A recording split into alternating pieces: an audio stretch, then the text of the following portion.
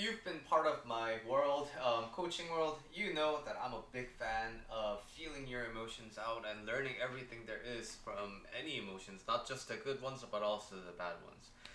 But it doesn't mean that tools to rapidly help you change your feelings isn't valuable. So I have the luxury of being able to take my time with my emotions. But for example, if you're about to take your finals and you really don't want to study, you probably don't have the time to be like, oh yes, well, let's see what this unwillingness to study really means, right? You just want to change focus and get into kind of a studying zone. So this video is going to help you change how you feel in under 5 minutes. So before we change in our feeling, right? We want to identify what that feeling is. Right now, you're probably watching this video because you feel crappy. What is this feeling? Where is it in your body? When you're not feeling it, how is your body different from now? Because our body is the vessel that we feel our emotions through. Is it in your finger? Is it shaking? Maybe is it in your chest? Is it a heavy feeling? Use all five senses. What sound does it make? What temperature is this feeling? What kind of a vibration does it have? And what color is it? What shape is it? What form is it? Is it a solid? Is it a liquid or a gas? Right? Make that feeling specific and identify in your body. And now, this isn't really gonna work if you're not really intensely feeling the emotion, right? So think of your trigger. For example, anxiety, social anxiety, meeting people, making eye contact. For feeling lazy and unmotivated, think of the stuff that you have to do if you were motivated, right? It's gonna demoralize you, all right? And when you're really feeling that, on a scale of 1 to 10, about 5, you're really feeling it.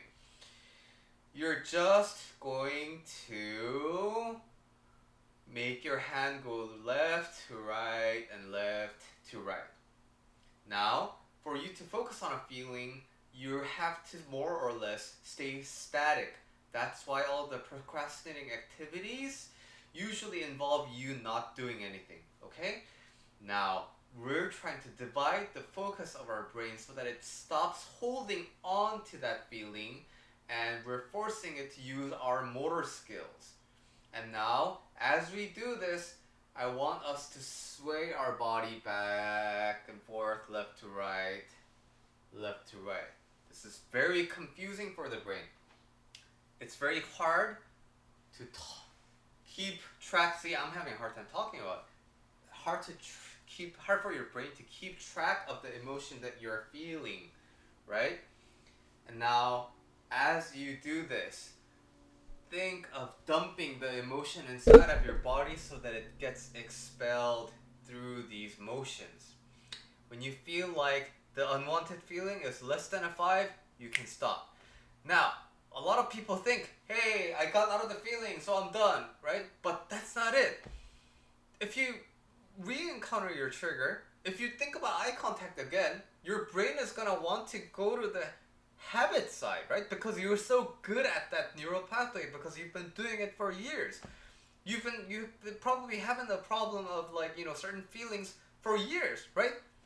So we don't want to reinforce that thought train. We want to make a new neural pathway. So what if you didn't have your problem feeling? What would you like to feel instead? Because now, using this, we have vacated our brain of the feelings, which means now we can set our brain with an intentional feeling that we want. Repeat the same process. What sound does it make? When you touch it, what temperature is it? What kind of texture is it? Is it soft? Is it a solid? Is it a liquid? Is it a gas? What color does it have? I don't know. Maybe I'm repeating the same question. But I want you to identify that feeling in your body. Is it a soaring feeling? Is it a vibration? Or is it more like a shock? What is this feeling? Is it a glee? Is it glow up? Identify that feeling. And now, when you are fully in that feeling, this will take practice because this is a new skill. When you're in that feeling, rethink of your original trigger. Notice how your brain reacts differently to the trigger. If you're trying to rationalize it, but if I see that, I'm going to think of that away. No, that's your cognitive brain thinking. I'm not asking your cognitive brain, I'm asking your feeling.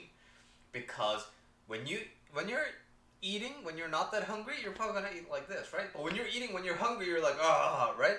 So your actions differ depending on the feeling zone that you are in. So I want your feeling to do the action. I want your feeling to encounter the stimulus again.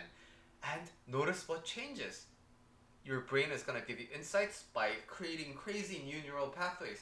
It's gonna be trippy. It's gonna be like, whoa, I've never put exciting and homework together. I've never thought of my mom and, a loving person together. I don't know your life, but, maybe that's the kind of association that you never made before, but now you do. With this tool, you can intentionally amplify any feeling and, downregulate any feeling. Using this to your advantage and making a habit of regulating your emotions, it can be a great pathway to a more accepting life of all the emotions and listening to the wisdom inside. If this video helped, please click the subscribe button, like the video, and comment with me. If it doesn't work for you, there are many other techniques and I can offer you more in the upcoming videos. Thanks. Goodbye.